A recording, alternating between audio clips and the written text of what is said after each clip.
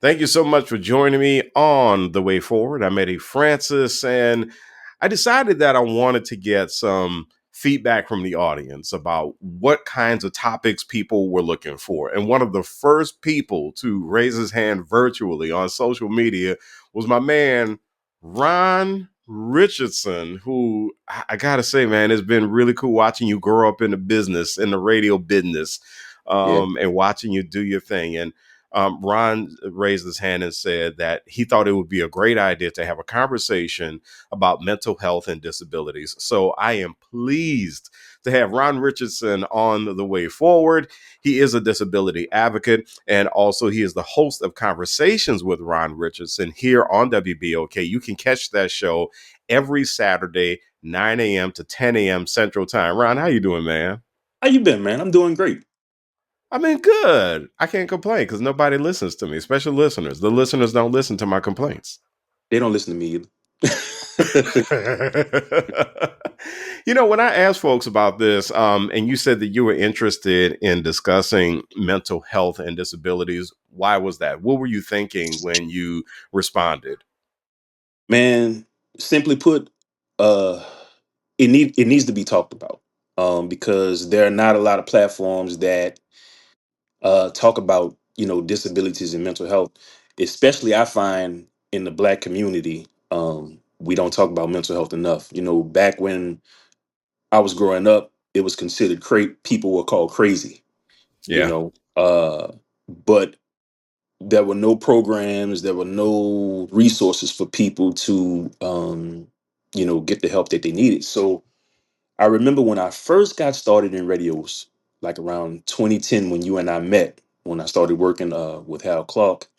I didn't really know which way I wanted to go. I just thought I was going to be a producer, or I thought I was going to be just a DJ playing music all day. But um later on in my radio career, a friend of mine, Jack Harris, he sat me down and he was like, man, he said, who better to talk about mental health and disability than a person who lives with a disability every day?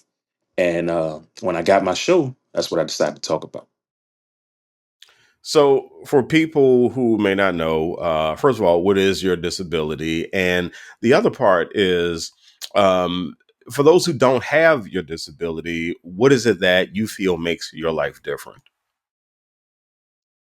Because I'm not considered the norm or what status quo. You know what I'm saying?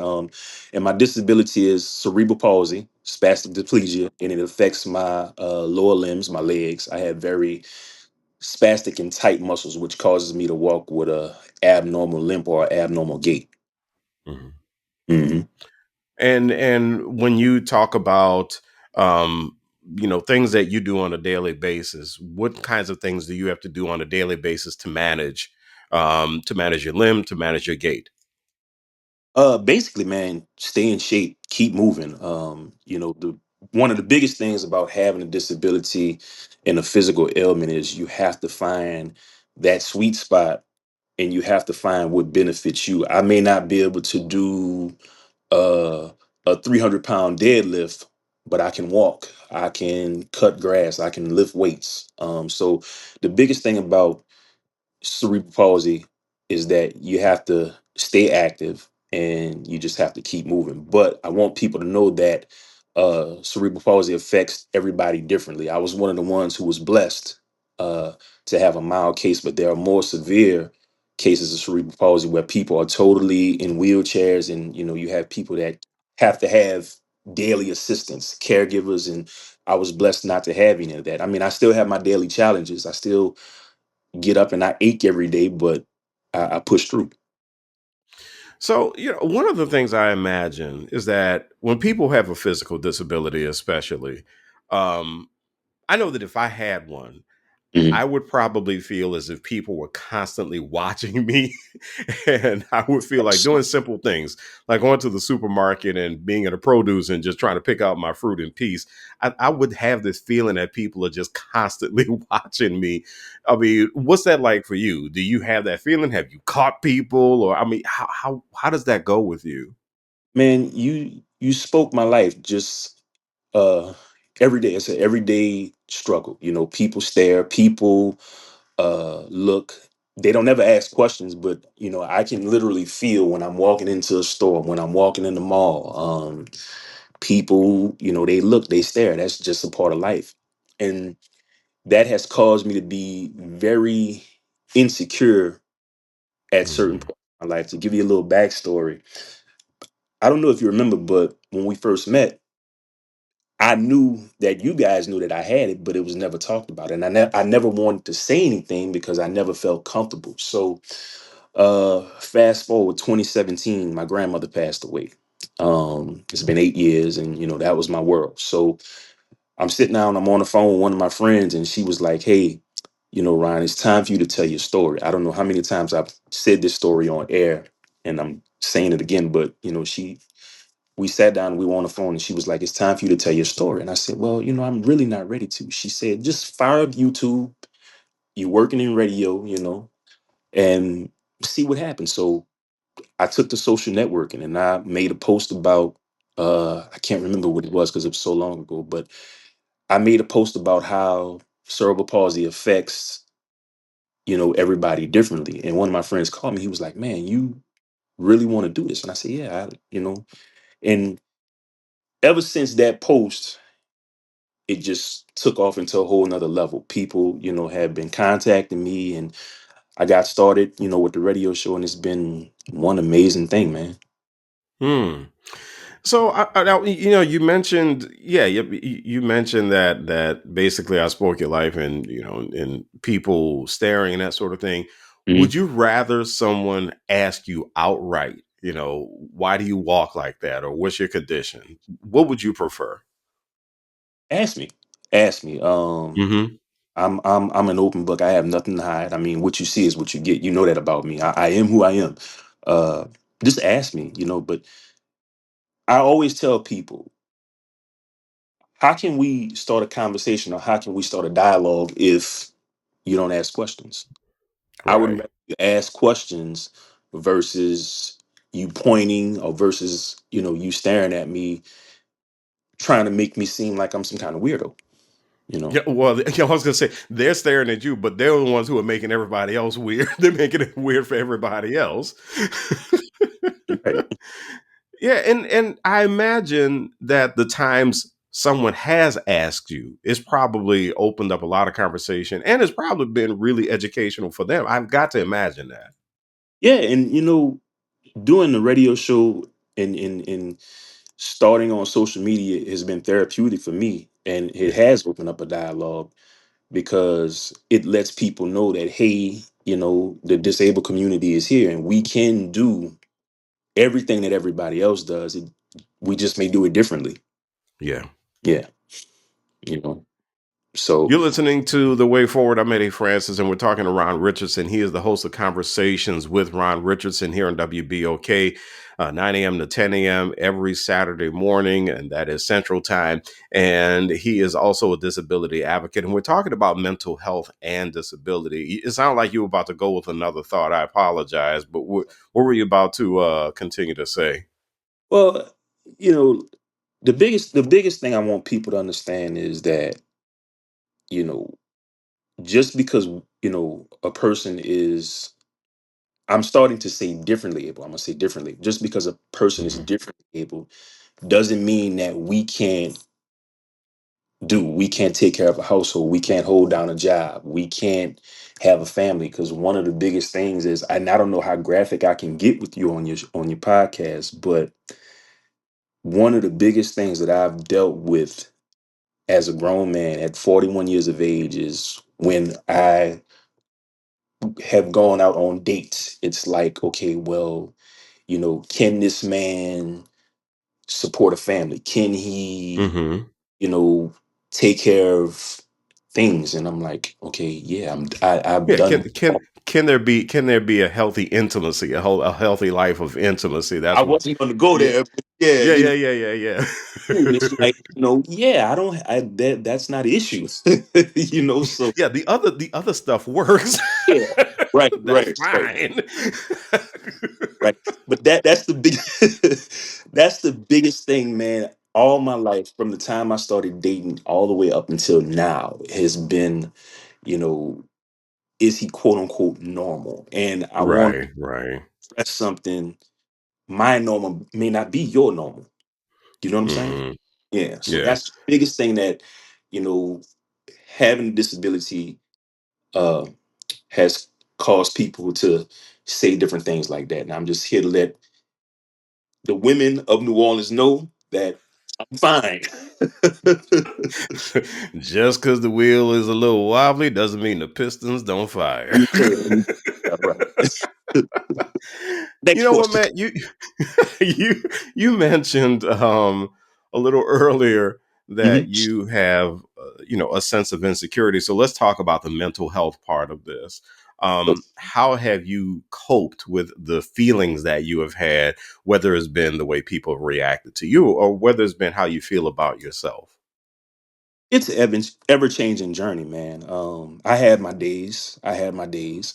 I can walk into a room, you know, let's say I'm at a party or something, and even though I've been dealing with this all my life, I have the radio show going. I am an advocate, and I am spreading awareness about you know this issue. I still have my days where I can walk and run, and my mind automatically goes to I wondered I wonder if they're watching the way that I walk.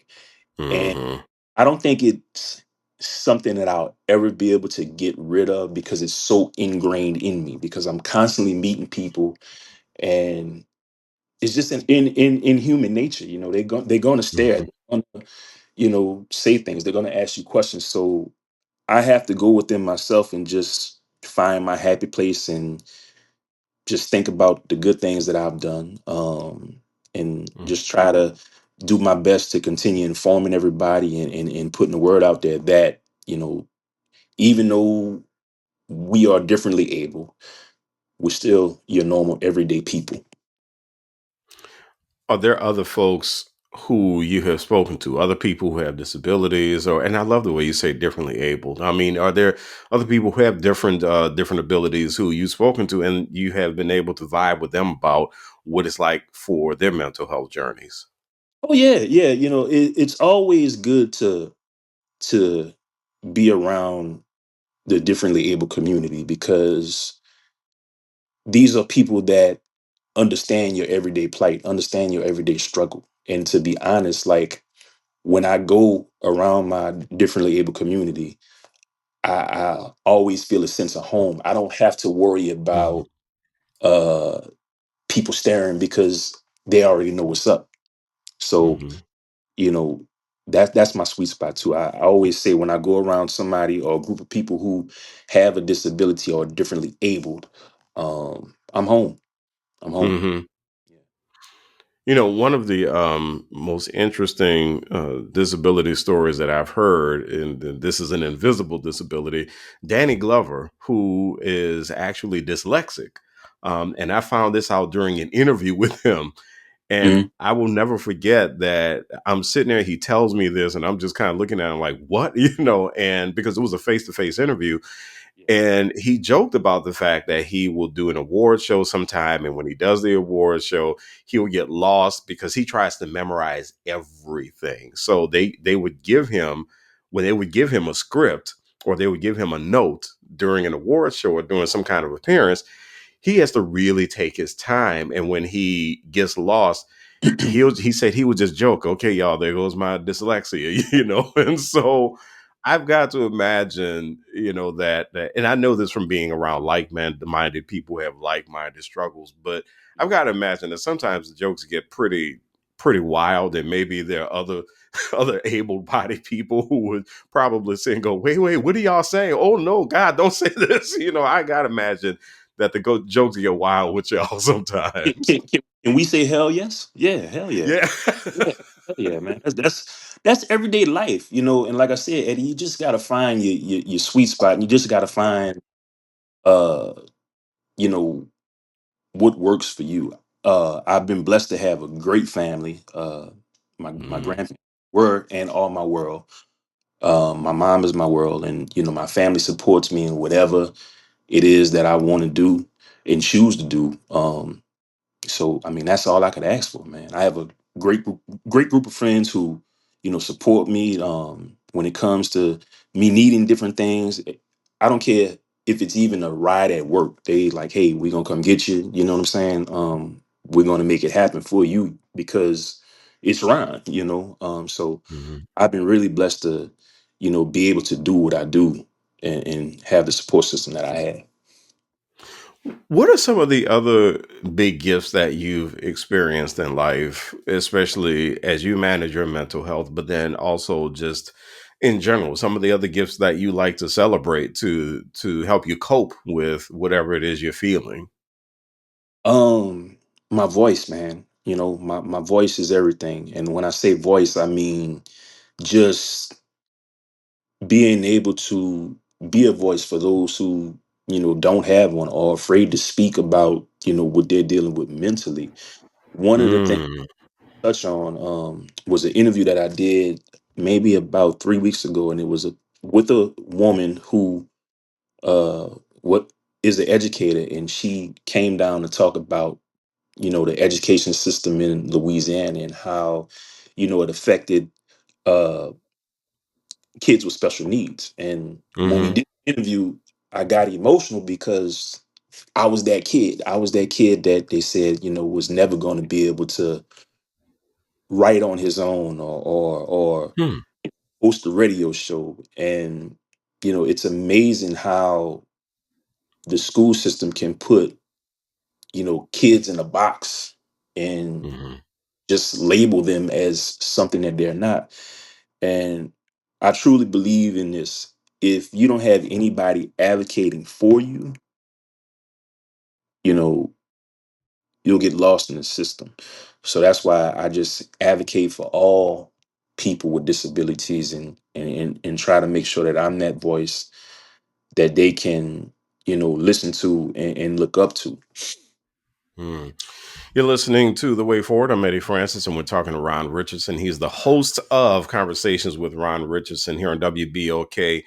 Mhm. Great question that you reminded me of, and that is, how can teachers, parents, and fellow students advocate for their friends and their loved ones? Show support, man. Show support.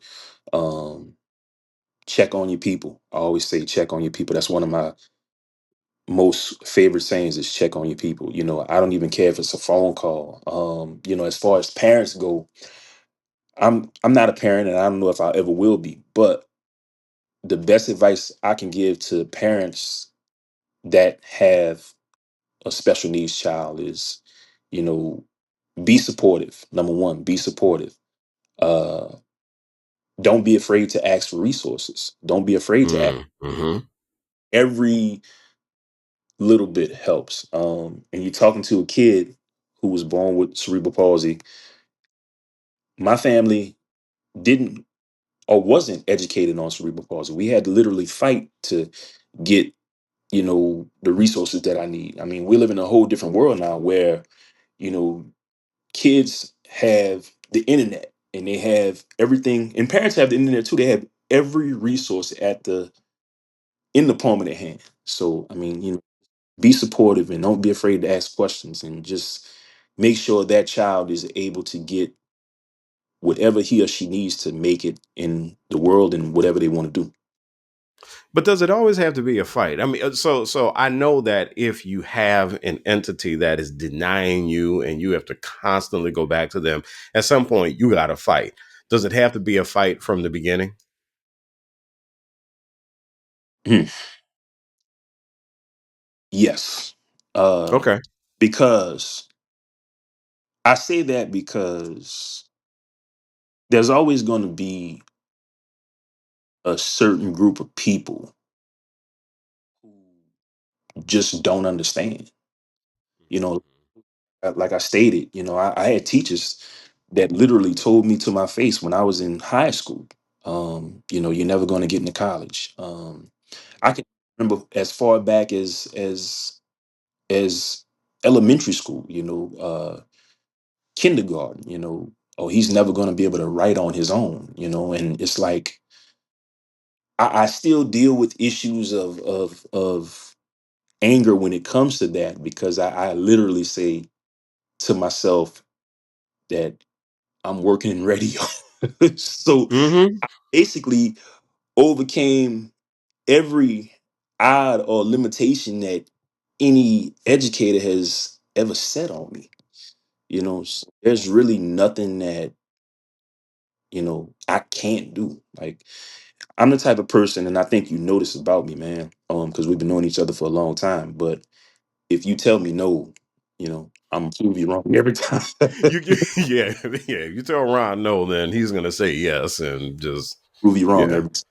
So yeah, yeah. If he can't go through you, if he can't go around you, he's gonna go through you. That's what doggone sure. yeah, right. That I have seen. That I have seen. Do you have any indication that things have gotten better for kids in schools, kids with disabilities in schools? And I know that's a really broad question, but what A- are your what are your a- what are your thoughts As far as what? As far as the as okay. far as how they are treated by teachers, as far as how they are viewed? We know resources can either come Mhm. and go, but the treatment, just the treatment that they may get, or any indication that it may be better, or does it seem like it may be about the same? I think the well, people's minds change. People mature, and I think as time has went on, a lot of people have realized that differently able people are just like everybody else. Like I said, we just may do things slightly different. So a lot of that is attitude. A lot of that is, how that person was raised in the home.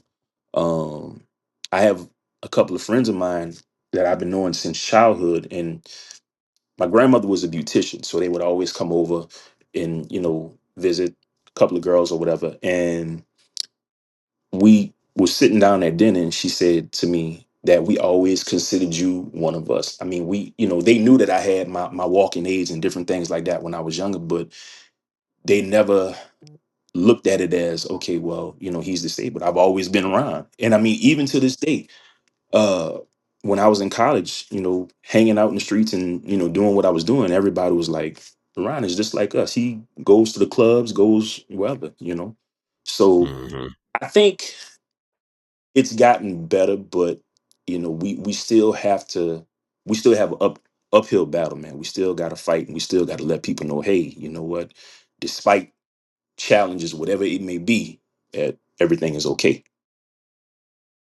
Ryan, I always like to end my interviews by asking guests about the way forward for folks. And so, for people who are differently abled, or who have loved ones or friends who are differently abled, what is the way forward for them so that they can continue to manage mental health, or they can have tools to manage their mental health? What would you say would be the way forward? Keep pushing, keep pushing, keep advocating for yourself. Make sure your friends and family advocate for you too. And don't be afraid to tell your story. Don't be afraid to stand up for what you believe in, man. And the most important thing that I want everybody and anybody to take away from this in the city of New Orleans and beyond is don't take no for an answer. Don't take no for an don't take no for an answer. And one more thing, Eddie. I thank God every day for my grandparents, my grandmother and grandfather, especially, and my mom, because they were the ones who never placed limitations on me. They told me, you're going to do this. And they made sure that I did. Hmm. Ron, thank you so much, man. I really, really appreciate you. And I appreciate you opening up. And I definitely appreciate you offering to bring this issue to the way forward. I know that you have changed somebody's life just in this conversation alone. So I Right. appreciate you. And also, make sure you tune in every Saturday morning, 9 a.m. Central Time, to WBOK, WBOK1230.com for conversations with Ron Richardson. My brother, thank you so much. All right, man. Thank you. Appreciate it.